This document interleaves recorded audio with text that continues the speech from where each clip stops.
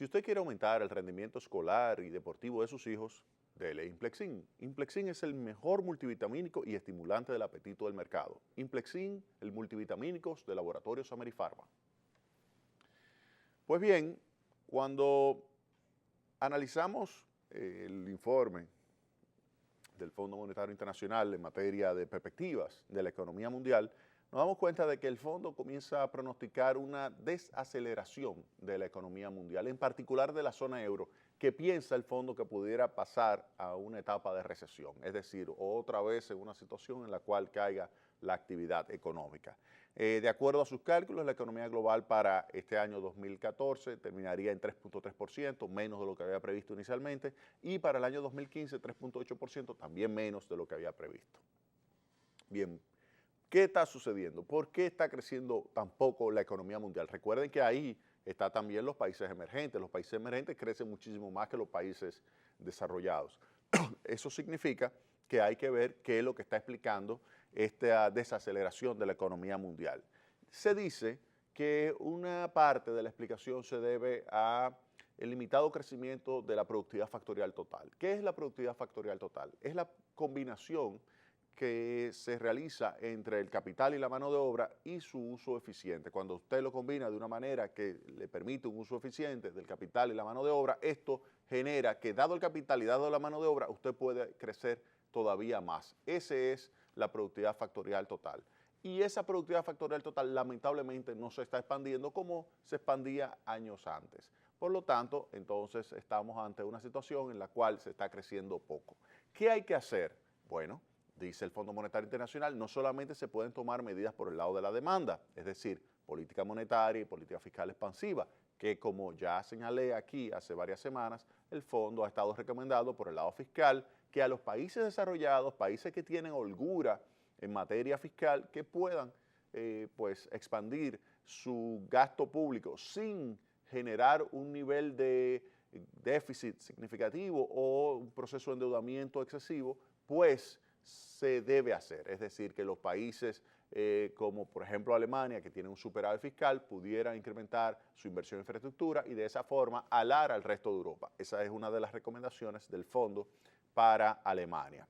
Ahora, hay otros países, como es el caso Francia o como el caso de Italia, que tienen déficit o están en una situación prácticamente de equilibrio que no pueden aumentar su gasto público para reactivar su economía, porque si lo hacen se lleva esto a una situación en la cual puede haber entonces una presión significativa sobre los mercados.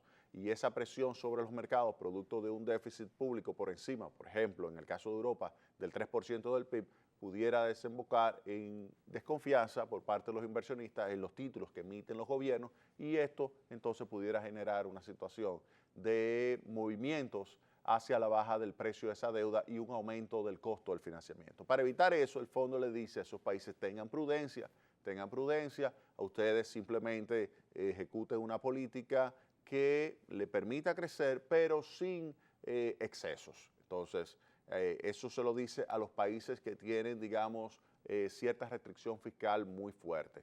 Los países que tienen holgura fiscal, le dice el fondo, pues pueden aplicar una política fiscal más expansiva.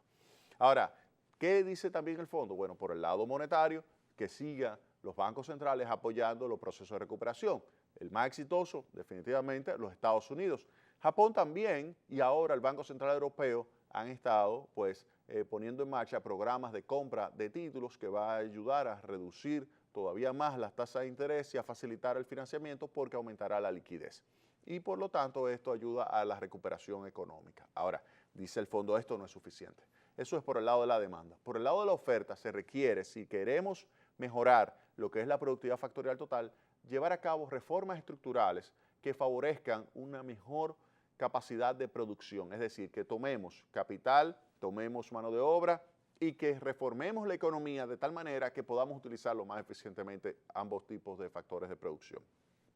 Eso es lo que recomienda el fondo.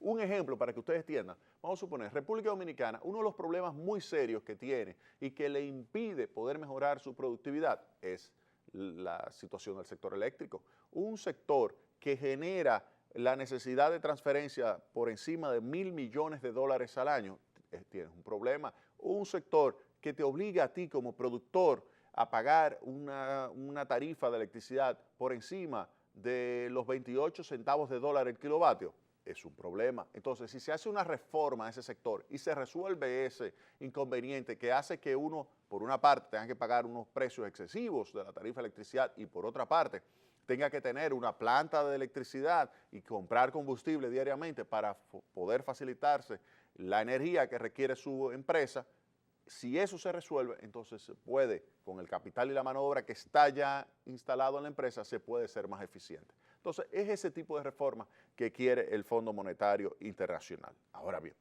también, y aquí voy a traer un artículo que leí hace un par de semanas del profesor Edmund Phelps. Edmund Phelps es un premio Nobel de Economía, profesor de la Universidad de Columbia, quien escribió un artículo sobre la dinámica económica y básicamente se refiere a la necesidad de innovar para poder generar un mayor ritmo de crecimiento económico. Él dice que lo que ha sucedido en el mundo es que no solamente no se está generando un aumento de productividad, sino es que se está innovando poco y se requiere mayor creatividad, se requiere estimular más la innovación en digamos, procesos productivos y nuevas capacidades de generación de valor agregado que le permita a la economía expandirse todavía a un mayor ritmo. Y hace la comparación de, por ejemplo, lo que han sido los últimos avances en materia informática, en materia de telecomunicaciones, y lo compara con lo que fueron, por ejemplo, los avances que se lograron con el automóvil, con el ferrocarril, con el avión, con la electricidad y con el barco ya a vapor, que contrasta considerablemente con lo que era el barco a vela. Y entonces dice, ¿cuál de los dos generó mayor ritmo de crecimiento? Y dice que esas innovaciones duras, a diferencia de estas más suaves, es decir, más vinculadas con la información, esa innovación dura fue la que generó mayor ritmo de crecimiento. Entonces, señala el profesor Phelps que se requiere esa mayor innovación para poder expandir todavía más el ritmo de crecimiento.